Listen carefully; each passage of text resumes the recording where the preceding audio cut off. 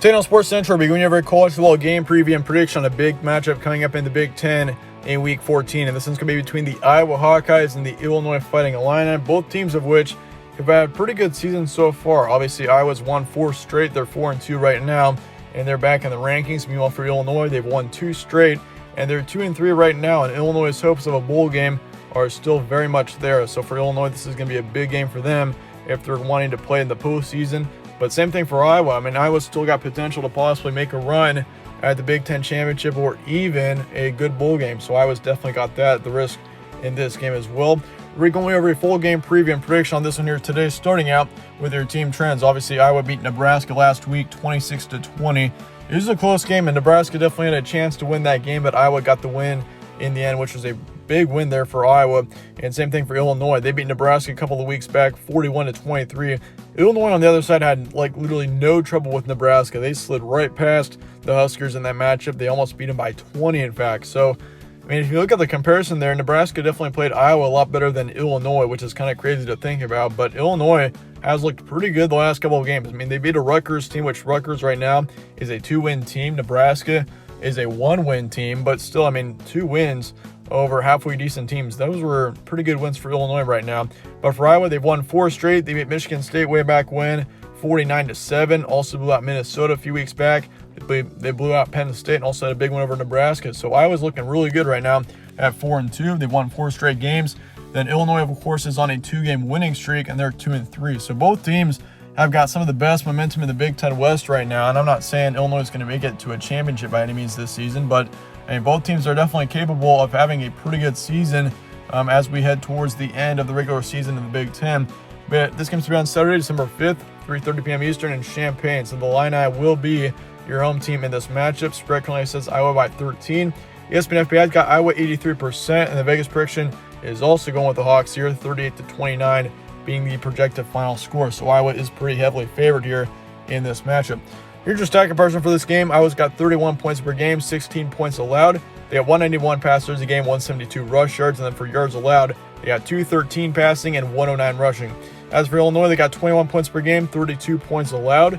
They got 159 passers a game, 222 rush yards. So this is a big rushing team in Illinois. And they've also got 253 average pass yards allowed and then 194 average rush yards allowed. So obviously, yeah, both teams are pretty different teams here.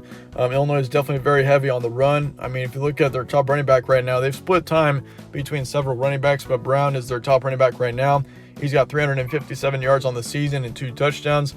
But also, I mean, if you look at their quarterback, their top quarterback was Taylor, or has been Taylor over the season so far, who has had nearly 400 yards, 3 touchdowns, and 2 interceptions. But, I mean, you also got to consider Brandon Peters played the majority of the game against Nebraska, and Brandon Peters actually looked pretty good in that matchup. So it's going to be interesting to see which quarterback starts for Illinois in this game against the Hawks here. But for Iowa, of course, they got Petrus, their quarterback, who's had a decent season. I mean, he's put up some good yardage, but his touchdown to interception ratio isn't as good. But he's got 1,100 yards of passing offense along with 4 touchdowns, 5 interceptions. So, I mean, he hasn't had a terrible season by any means, but also, I mean, they've got a good running back in Goodson, who's put up nearly 600 yards and 6 touchdowns. Can't forget about him.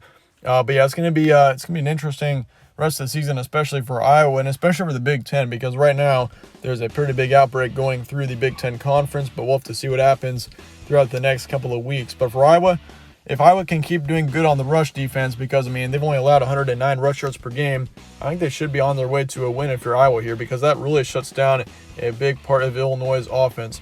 Here's some key points for this one. Obviously, Iowa's won 4 straight, so they're on fire right now. Probably one of the hottest teams in the Big Ten. And honestly, I'd probably consider them to be the best team in the Big Ten West right now. I mean, they're probably better than Northwestern. Like, if we had Northwestern and Iowa play again, I'd probably pick Iowa there just because Iowa's got so much more momentum right now. But Illinois is playing the best that they have all season, too. Like, if you're an Iowa fan here and if you're an Iowa player, like, you don't want to give up on this game by any means. Like, Illinois is not going to be an easy team to beat. This Illini team has beaten a couple of halfway decent teams with Nebraska and even Rutgers. Rutgers is a pretty good team this season. Like, I'm not saying that they're great, but Rutgers has won 2 games this season. So they're 2-4, and they've beaten Purdue, and they've also beaten Michigan State, which Michigan State, let me remind you, has had a pretty good last couple of weeks. So, I mean, it's kind of a crazy situation there for Illinois. But, yeah, the impacts of this game for both these teams, obviously bowl chances are at risk here. Iowa's definitely going to a bowl game right now, but It's just a matter of how good of a one that they can get to. Meanwhile, for Illinois, they're still in contention for a bowl game as well. And if you win this one, that puts you at a 500 record, which is certainly a good situation if you're in Illinois. But in the end, here's what I'm expecting. I've got Iowa getting the win here by 14, by a couple of touchdowns. I think Iowa all around, once again, is just a better team. They've got more talent here. And honestly, like, they're just on a roll. Like, they're on a 4-game winning streak.